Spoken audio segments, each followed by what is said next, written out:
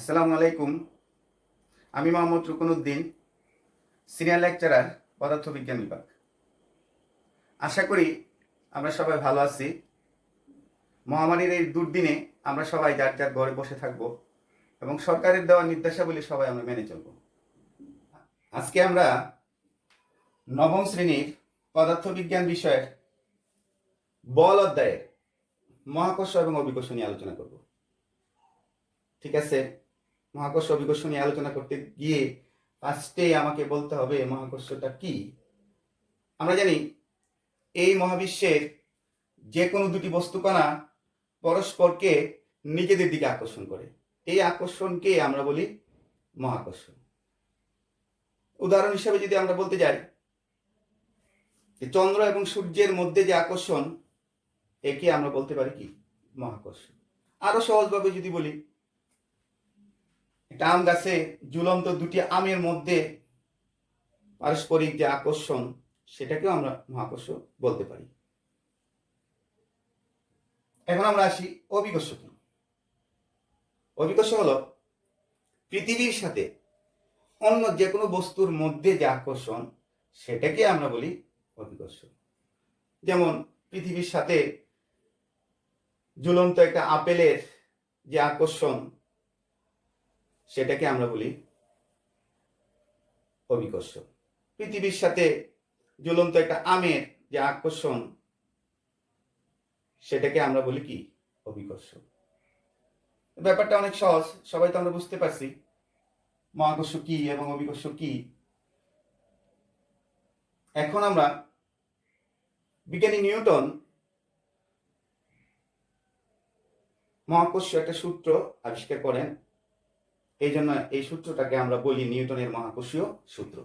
তাহলে সূত্রটা কি আমরা দেখি। সবাই খেয়াল করো, আমি সূত্রটা বলতেছি, সবাই খেয়াল করো, আমি বোর্ডে লিখে দিচ্ছি নিউটনের মহাকর্ষীয় সূত্র।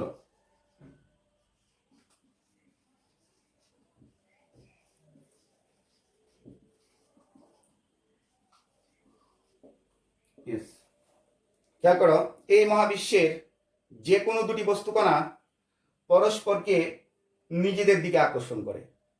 এই আকর্ষণ বলের মান বস্তুকণা দুটির ভরের গুণফলের সমানুপাতিক এবং এদের মধ্যবর্তী দূরত্বের বর্গের ব্যস্তানুপাতিক। আবার আমি বলি, এই মহাবিশ্বের যে কোনো দুটি বস্তুকণা পরস্পরকে নিজেদের দিকে আকর্ষণ করে। এই আকর্ষণ বলের মান বস্তুকণা দুটির ভরের গুণফলের সমানুপাতিক এবং এদের মধ্যবর্তী দূরত্বের বর্গের ব্যস্তানুপাতিক। ঠিক আছে, এখন আমরা এটাকে ব্যাখ্যা করব। দেখি, আমরা ধরে নেই m1 ভরের একটা বস্তুকণা আর এটা m2 ভরের বস্তুকণা।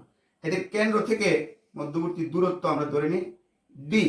দূরত্বটা হবে কিন্তু বস্তুকণা দুটির কেন্দ্র থেকে এদের মধ্যবর্তী দূরত্ব, নট বস্তুকণা দুটির মধ্যবর্তী দূরত্ব। এই জিনিসটা তোমরা খেয়াল রাখবা। ঠিক আছে, দেখো আমার সূত্রানুসারে আমি কি বলছি, যেহেতু বস্তুকণা দুটি পাশাপাশি অবস্থান করতেছে, মহাকর্ষ সূত্রানুসারে এদের মধ্যে একটা আকর্ষণ বল কাজ করবে, একে অপরকে পরস্পরের দিকে আকর্ষণ করবে। এই আকর্ষণ বল মনে করি F, কার সমানুপাতিক বস্তুকণা দুটির ভরের গুণফলের সমানুপাতিক। খেয়াল করছো? এরপরে দেখো দ্বিতীয় অংশে আমি কি বলছি, এই আকর্ষণ বলের মান বস্তুকণা দুটির মধ্যবর্তী দূরত্বের বর্গের ব্যস্তানুপাতিক। এখন আমরা এই সূত্র দুটিকে একত্রিত করি। কি লিখব? F সমানুপাতিক m1 m2 by d square, বা সমানুপাতিক চিহ্ন উঠে গেলে আমাদের একটা ধ্রুবক দিতে হয়, F equals to g m1 m2 by d square. খেয়াল করো, এই g কে বলা হয়, যে হলো একটা সমানুপাতিক ধ্রুবক, যাকে আমরা বলি মহাকর্ষীয় ধ্রুবক। জি কে বলি কি মহাকর্ষীয় ধ্রুবক। সবাই খেয়াল করো, এর একটা নির্দিষ্ট মান আছে, 6.67 into 10 to the power -11 newton metre square by KG square.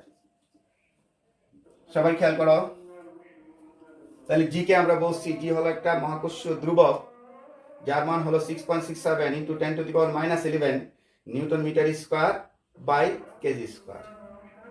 এই জিকে কিন্তু সার্বজনীন ধ্রুবক বলা হয়। কেন? এই মহাবিশ্বের সকল জায়গায় জি এর মানের কোনো পরিবর্তন হয় না, অর্থাৎ সমান থাকে। এই জন্য একে আমরা সার্বজনীন ধ্রুবক বলে থাকি। ঠিক আছে, আমি মুছে দিব।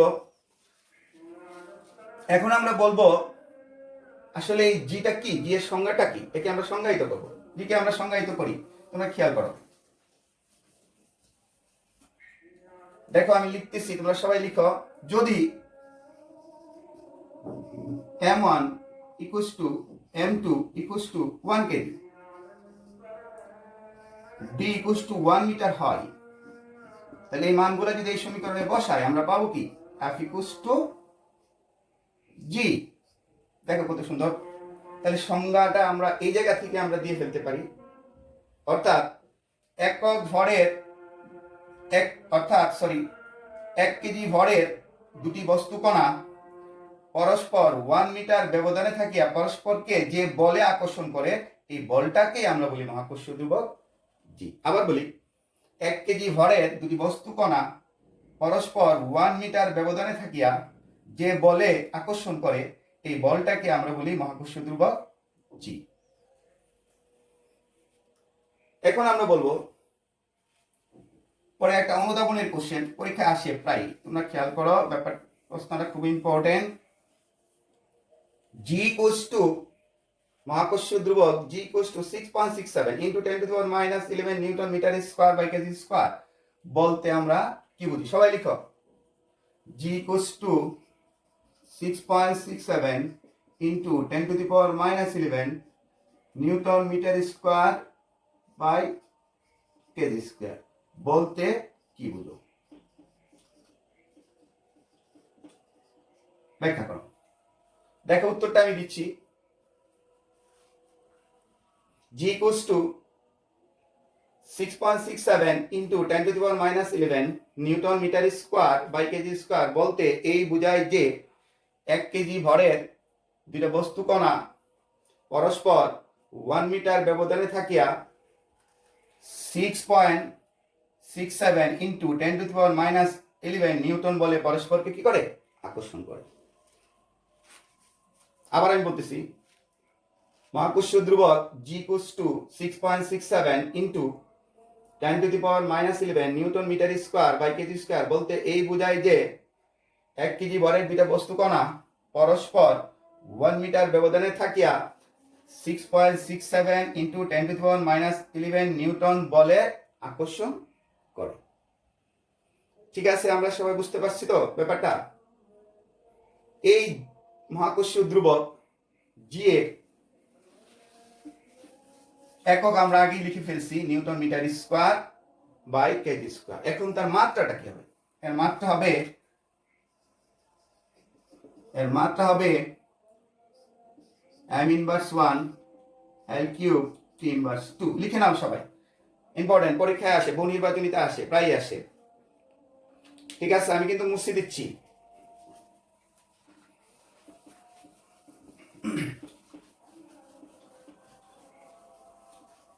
এখন আমরা আলোচনা করব মহাকর্ষীয় ধ্রুবক জি এবং অভিকর্ষ ত্বরণ জি, এই দুইয়ের মধ্যে যে সম্পর্ক।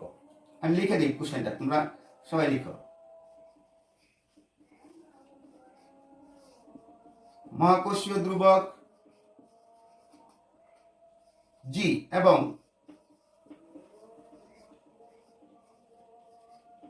অভিকর্ষ ত্বরণ জি এর মধ্যে সম্পর্ক।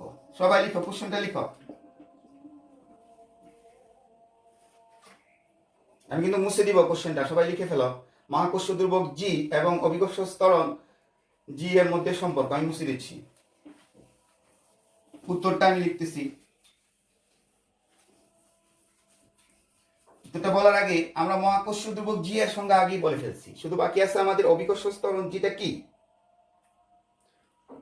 অভিকর্ষ ত্বরণ জি হলো অভিকর্ষ বলের প্রভাবে মুক্তভাবে পড়ন্ত বস্তুর বেগ বৃদ্ধির হারকে বলা হয় অভিকর্ষ ত্বরণ জি। জি এর একটা আদর্শ মান আছে, সেটা হলো G equals to 9.8 metre per second square. তাহলে আমরা যদি এখানে আরেকটা অনুধাবনের কোশ্চেন করি, সবাই তোমরা লিখো।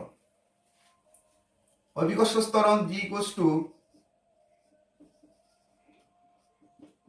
অভিকর্ষ ত্বরণ G equals to 9.8 metre per second square বলতে কি বুঝো? সবাই উত্তরটা লিখি, আমি বলি। অভিকর্ষ ত্বরণ G equals to 9.8 metre per second square বলতে এই বোঝায় যে অভিকর্ষের প্রভাবে মুক্তভাবে পরন্ত বস্তুর বেগ 1 সেকেন্ডে 9.8 মিটার পার সেকেন্ড বৃদ্ধি পায়। আবার আমি বলি, মুক্তভাবে পরন্ত বস্তুর বেগ অর্থাৎ অভিকর্ষ বলের প্রভাবে 1 সেকেন্ডে 9.8 মিটার পার সেকেন্ড বৃদ্ধি পায়। ঠিক আছে, আমরা বুঝতে পারছি তো? এখন আমরা চলে আসি, সম্পর্কটা আমরা নির্ণয় করি। এই সম্পর্কটা নির্ণয় করতে গেলে আমাকে ফার্স্টে একটা পৃথিবী আঁকতে হবে। পৃথিবীটা আমাকে বুঝাতে হবে। সবাই খেয়াল করো, এই হলো আমাদের একটা পৃথিবী। আমি দিলাম পৃথিবীর ব্যাসার্ধ ক্যাপিটাল আর। আর পৃথিবীর কেন্দ্র থেকে দেখো আমি এম বরের একটা বস্তু আমি রেখে দিছি।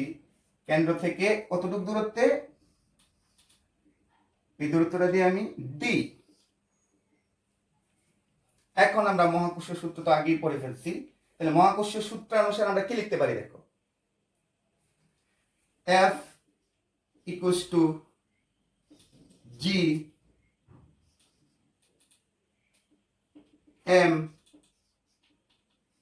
by d square. এখানে ক্যাপিটাল এম বলতে বোঝাচ্ছে ক্যাপিটাল এম ইকুয়ালস টু এই যে পৃথিবীটার ভর, পৃথিবীর ভর। তাহলে মহাকর্ষ সূত্র অনুসারে, আর ডি বলতে আমরা কি বোঝাচ্ছি? পৃথিবীর কেন্দ্র থেকে বস্তুটা কতটুকু উচ্চতায় আছে, সেই উচ্চতার কত আমাদের ডি। তাই মহাকর্ষ সূত্র অনুসারে F equals to G m by d square আমরা লিখতে পারছি। সবাই খেয়াল করো, এখন আমরা করব কি, এই বস্তুটাকে আমি এম বরের বস্তুটাকে আমি কোথায় নিয়ে আসবো? ভূপৃষ্ঠে নিয়ে আসবো। দেখো, ভূপৃষ্ঠে নিয়ে আসতেছি, নিয়ে আসলাম ভূপৃষ্ঠে এম বরের বস্তুটা। তাহলে কি হয়ে গেল? দেখো, ডি ইকুয়ালস টু কি হয়ে গেল? পৃথিবী ব্যাসার্ধ। অর্থাৎ ডি মিন করে পৃথিবীর কেন্দ্র থেকে বস্তুটার দূরত্ব। তাই ডি ইকুয়ালস টু আর। আমরা এই অবস্থায় বস্তুটা যখন ভূপৃষ্ঠে অবস্থান করে আমরা লিখতে পারি। সেই ক্ষেত্রে আমরা এই মানটা যদি এখানে বসাই, কি লিখবো? G M by R square. আবার অভিকর্ষ বল F equals to M G. এই এম যদি ক্যান্সেল করে দিই, আমরা দেখো সুন্দর জি এর একটা রাশিমালা পেয়ে গেছি, G M by R square. এটাকে বলা হয় অভিকর্ষ ত্বরণ জি এর রাশিমালা। সবাই নোট করে ফেলো, এটাকে কি বলি আমরা? অভিকর্ষ ত্বরণ জি এর রাশিমালা। এবং এটি মহাকর্ষ ধ্রুবক জি এবং অভিকর্ষ ত্বরণ জি এর মধ্যে সম্পর্ক নির্দেশ করে। তাহলে আমাদের কোশ্চেনের আনসারও হয়ে গেল। এখন আমরা দেখব, দেখো এই জিটা কিসের উপর নির্ভরশীল? যেহেতু ক্যাপিটাল জি মহাকর্ষ ধ্রুবক, সেটা বলতেছি আমরা ধ্রুবক। ক্যাপিটাল এম পৃথিবীর ভর, সেটিও একটা ধ্রুবক। যেহেতু পৃথিবী একেবারে গোলাকার নয়, অর্থাৎ সামান্য কমলা লেবুর মতো চ্যাপ্টা। দ্যাট মিন, দেখো আমি তোমাদের দেখাচ্ছি, একটু আকার দেখাচ্ছি, তোমরা খেয়াল করো। এই যে একটু চ্যাপ্টা, এই হলো পৃথিবীর কেন্দ্র। কেন্দ্র থেকে দূরত্ব হলো, কেন্দ্র থেকে পরিধি পর্যন্ত দূরত্বই তো আমাদের ব্যাসার্ধ। তাহলে এদিকের ব্যাসার্ধ এটা, এদিকের ব্যাসার্ধ এটা। এটাকে বলা হয় বিষুব অঞ্চল। বিষুব অঞ্চল। আর এটা হলো আমাদের মেরু অঞ্চল। সবাই খেয়াল করো, তাহলে জি এর মান মূলত ডিপেন্ড করতেছে পৃথিবীর ব্যাসার্ধ আর এর উপর। যেহেতু পৃথিবী সামান্য চ্যাপ্টা কমলা লেবুর মতো, তাই পৃথিবীর বিভিন্ন জায়গায় জি এর মান বিভিন্ন হবে। দেখো, বিষুব অঞ্চলে আর এর মানটা, কেন্দ্র থেকে দূরত্বটা দেখো একটু বেশি বড় মেরু অঞ্চলের তুলনায়। তাহলে এখানে আর এর মান যদি বেশি হয়, আলটিমেটলি ভাগ করলে আমরা জি এর মান কি পাবো? কম পাবো। তাহলে উপসংহারে কি আসলাম? বিষুব অঞ্চলে জি এর মান কম। আবার মেরু অঞ্চলে দেখো আর ব্যাসার্ধ আরটা একটু ছোট, এই আর এর মানটা যদি কম হয় আলটিমেটলি আমার ভাগফলটা হয়ে যায় বেশি, অর্থাৎ মেরু অঞ্চলের জি এর মান সবচেয়ে বেশি। আর ভূকেন্দ্রের জি এর মান কি হয়? শূন্য, যেহেতু ভূকেন্দ্রে পৃথিবীর কোনো বস্তুর কোনো ওজন নেই। তাহলে আমরা কি উপসংহারে আসছি সবাই খেয়াল করো। এখানে একটা অনুধাবনের কোশ্চেন আসে, তোমরা লিখে নাও। জি এর মান, অভিকর্ষ ত্বরণ জি এর মান বিভিন্ন স্থানে বিভিন্ন হয় কেন, ব্যাখ্যা করো। উত্তর আমরা দিব, প্রথম এই সমীকরণটা লিখবো। এই সমীকরণটা লেখার পর লিখবো যে এই সমীকরণ থেকে আমরা দেখতে পাই জি এর মান পৃথিবীর ব্যাসার্ধ আর এর উপর নির্ভরশীল, তাই বিষুব অঞ্চলে আর এর মান বেশি, তাই জি এর মান কম। মেরু অঞ্চলে আর এর মান কম, তাই জি এর মান সবচেয়ে বেশি। ভূকেন্দ্রে জি এর মান শূন্য। আরেকটা অনুধাবনের কোশ্চেন তোমরা সবাই লিখো, 2 নম্বর এই জায়গা থেকে চলে আসতেছে। অভিকর্ষ ত্বরণ জি এর মান বস্তুর ভরের উপর নির্ভর করে না, ব্যাখ্যা করো। পরীক্ষায় আসে কোশ্চেনগুলো, লিখে ফেলো। অভিকর্ষ ত্বরণ জি এর মান বস্তুর ভরের উপর নির্ভর করে না। এটার উত্তরের জন্য ফার্স্টে আমরা লিখবো, আমরা জানি G equals to G M by R square. এখান থেকে আমরা বুঝতে পারতেছি বস্তুর ভর স্মল এম এই সমীকরণে অনুপস্থিত, তাই অভিকর্ষ ত্বরণ জি এর মান বস্তুর ভরের উপর নির্ভর করে না। এখন আমরা দেখো এতক্ষণ মহাকর্ষ কি, অভিকর্ষ কি, নিউটনের মহাকর্ষীয় সূত্র ব্যাখ্যা করলাম।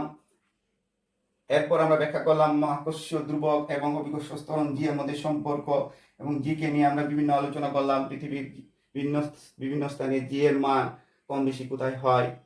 এখন আমরা আলোচনা করব, সবাই খেয়াল করে মুছে দেই।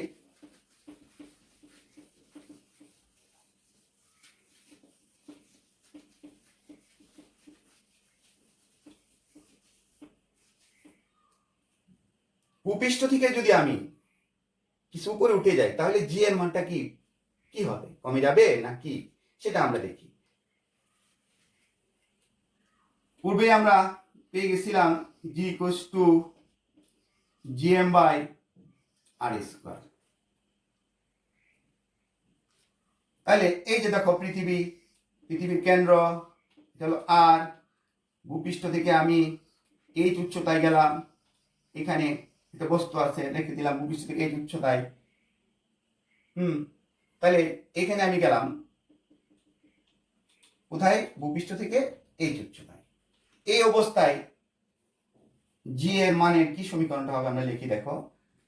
এই অবস্থায় অর্থাৎ ভূপৃষ্ঠ থেকে এই উচ্চতায় জি প্রাইম ইকুয়ালস টু এই সমীকরণটার মধ্যে দেখি জি এম বাই কি, কেন্দ্র থেকে বস্তুটির দূরত্ব, তাহলে কেন্দ্র থেকে বস্তুটির দূরত্ব আর প্লাস এইচ। এইচ মানে কি? ভূপৃষ্ঠ থেকে বস্তুটা কতটুকু উচ্চতায় আছে, that means R plus H square. দেখে সুন্দর আরেকটা সমীকরণ বেরিয়ে গেছে যে ভূপৃষ্ঠ থেকে যদি আমি উপরে যাই তাহলে জি এর মানের যে ফর্মুলাটা, অভিকর্ষ ত্বরণ জি এর মান G M by R plus H square. H বলতে এই বোঝায় ভূপৃষ্ঠ থেকে যে উচ্চতায় বস্তুটা আছে সেই উচ্চতা নির্দেশ করে। এখন আমরা এই জায়গায় আরেকটা অনুধাবনের কোশ্চেন সবাই লিখো। ভূপৃষ্ঠ থেকে যতই উপরে যাব জি এর মান ততই কমতে থাকবে, ব্যাখ্যা করো। উত্তর আমি বলে দিচ্ছি। ফার্স্টে আমরা লিখব, আমরা জানি G prime equals to G M by R plus H whole square. এখানে দেখো এইচ এর মান যতই বেশি হবে অর্থাৎ নিচে সংখ্যাটা ততই বেড়ে যাবে, তার মানে কি ভাগ করলে আমরা ভাগফলটা কম পাবো। তার মানে যতই আমরা এইচ এর মান যতই বাড়াইতে থাকবো জি এর মান ততই কমতে থাকবে। বুঝতে পারছি তো সবাই? আমরা মুছে দেই আমি। এখন আমরা চলে আসব পৃথিবীর ত্বরণ। আসলে পৃথিবীর ত্বরণ অবশ্যই আছে, ত্বরণটা কি সেটা আমরা আলোচনা করব। পৃথিবীর ত্বরণ আলোচনা করার সময় দেখো আমি বোর্ডে তোমাদের জন্য আগেই পৃথিবী এঁকে রাখছি। একটা আপেল দেখো বৃন্তচ্যুত হয়ে পড়তেছে। আমাদের এখন কোশ্চেন হলো পৃথিবীর ত্বরণ নির্ণয়। পৃথিবীর ত্বরণ নির্ণয়। তোমরা খেয়াল করো, তাহলে এখানে দেখা যাচ্ছে একটা আপেল বৃন্তুচিত হয়ে পড়তেছে। তাহলে পৃথিবী করবে কি, মাধ্যাকর্ষণ বলের জন্য এই আপেলটাকে তার নিজের দিকে টানবে। টানতেছে না? দেখো বলটা কোন দিকে, এই যে দেখো এরো চিহ্নটা, পৃথিবী যে বলে টানতেছে, এই বলে পৃথিবী টানতেছে কাকে? আপেলটাকে। মাধ্যাকর্ষণ বলের জন্য পৃথিবী এফ বলে আপেলটাকে টানতেছে।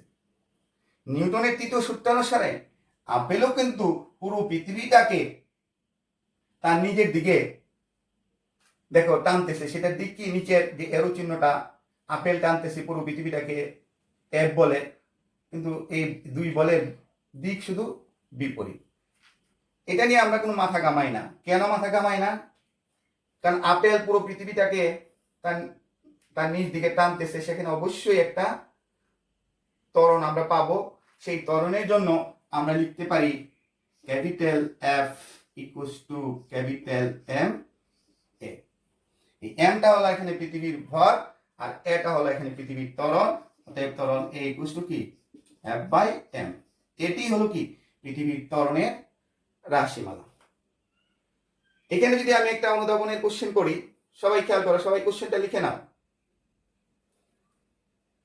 1 কেজি ভরের একটা বস্তু উপর থেকে নিচে পড়তেছে, পৃথিবীর ত্বরণ কত? সবাই লিখো।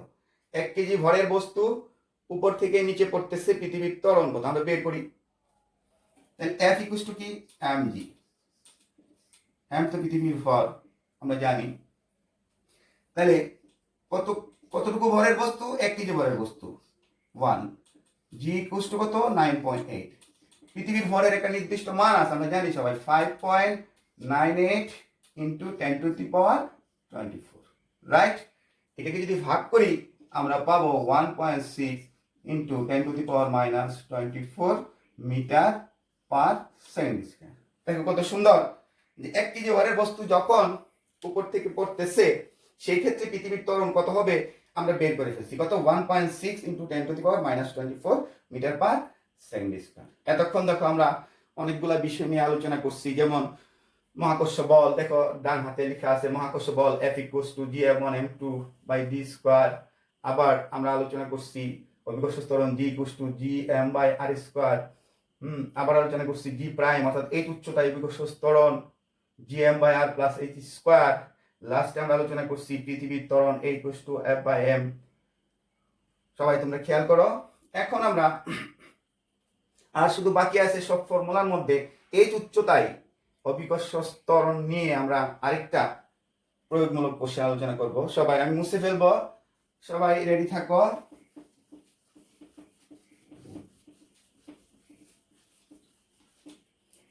দেখো আমি একটা পৃথিবী আঁকতেছি, উদ্দীপক। সবাই খেয়াল করো, একটা পৃথিবী আঁকতেছি। এই যে পৃথিবী ব্যাসার্ধ দিলাম। এই পৃথিবীর পৃষ্ঠ থেকে 60 কিলোমিটার উচ্চতায় একটা বস্তু আছে। খেয়াল করো, একটা বস্তুকে আমি কোথায় নিয়ে গেলাম? পৃথিবী থেকে 60 কিলোমিটার উচ্চতায়। এখানে দেওয়া আছে পৃথিবীর ভর m equals to 5.98 into 10 to the power 24 KG. পৃথিবীর ব্যাসার্ধ r equals to 6.37 into 10 to the power 6 metre. মহাকর্ষীয় ধ্রুবক g equals to 6.67 into 10 to the power minus 11 newton metre square by KG square. সবাই খেয়াল করো, এই হলো আমাদের উদ্দীপক। পৃথিবী দেওয়া আছে, আর ভূপৃষ্ঠ থেকে একটা বস্তুকে 60 কিলোমিটার উচ্চতায় নিয়ে গেলাম। এখন আমার কোশ্চেন হলো, উদ্দীপকের তথ্য অনুসারে, কোশ্চেন লিখো, উদ্দীপকের তথ্য অনুসারে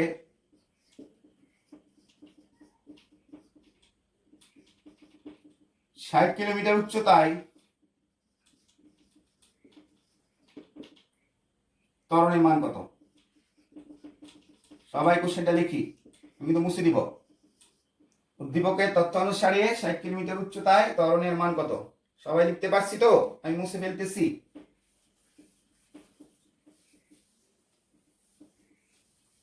তাহলে দেখো ভূপৃষ্ঠ থেকে এইচ উচ্চতায় ত্বরণের যে সমীকরণটা দেখো আমি ডান পাশে লিখে রাখছিলাম, জি প্রাইম, সবাই খেয়াল করো, G prime equals to G M by R plus H whole square.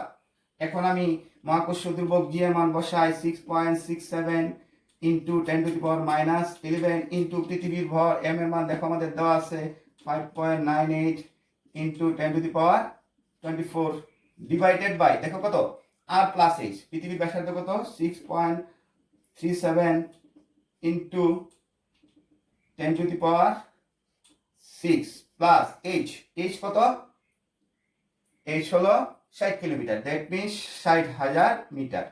যদি আমি এটাকে মিটারে নিয়ে নেই 1000 দ্বারা গুণ করতে হবে, স্কয়ার লাগবে আমাদের, একটা স্কয়ার দিয়ে দিলাম, রাইট। এখন যদি আমি ক্যালকুলেশন করি তখন এই মানটা আসে 9.64 মিটার পার সেকেন্ড। দেখো ভূপৃষ্ঠে আমাদের ত্বরণ ছিল কত 9.8, আর ভূপৃষ্ঠ থেকে আমি 60 কিলোমিটার উচ্চতায় গেলাম, সেখানে আমি ত্বরণটা পেলাম কত 9.64 মিটার পার সেকেন্ড স্কয়ার। অর্থাৎ আমি ভূপৃষ্ঠ থেকে যতই উপরে যাব জি এর মান ততই কমতে থাকবে। আজকে আমাদের এই পর্যন্তই। শেষ করার আগে আমি সবাইকে আমাদের আগামীকালের পড়াটা দিয়ে দিচ্ছি, সবাই লিখে নাও। আগামীকালের পড়া হচ্ছে, আমি দেখো প্রথম 5টা অনুধাবনের কোশ্চেন পড়াইছি। 1 নাম্বার ছিল আমাদের মহাকর্ষীয় ধ্রুবক G equals to 6.67 into 10⁻11 newton metre square by KG square বলতে কি বুঝো, 1 নাম্বার। 2 নাম্বার অভিকর্ষ ত্বরণ G equals to 9.8 metre per second square বলতে কি বুঝো। 3 নাম্বার ছিল অভিকর্ষ ত্বরণ বস্তুর ভরের উপর নির্ভর করে না। 4 নাম্বার হলো অভিকর্ষ ত্বরণ জি এর মান বিভিন্ন স্থানে বিভিন্ন হয় কেন, অর্থাৎ পৃথিবীর বিভিন্ন স্থানে বিভিন্ন হয় কেন। বুঝতে পারছি আমরা। এর সাথে আমরা করব কি, আমরা যে প্রয়োগমূলক কোশ্চেনগুলো করলাম, যেমন এইচ উচ্চতায় আমরা ত্বরণের মান নির্ণয় করলাম 9.64 মিটার পার সেকেন্ড স্কয়ার। তারপর 1 কেজি ভরের একটা আম পৃথিবীতে পড়তেছে, সে পৃথিবীর ত্বরণটা কত সেটা আমরা বের করলাম। খেয়াল করছো না তোমরা? এগুলো থাকবে আমাদের এই সব প্রয়োগমূলক 3টা প্রয়োগমূলক কোশ্চেন তোমরা নিজেরা লিখবা। আর যে 5টা অনুধাবন আমি মুখে বলছি এবং পড়ায়ও দিছি, এগুলো আগামীকাল পড়া হিসেবে থাকবে। সবাই যার যার টিচারের কাছে সাবমিট করবা। আমি দোয়া করি সবার জন্য, সবাই যাতে ভালো থাকি। আসসালামু আলাইকুম।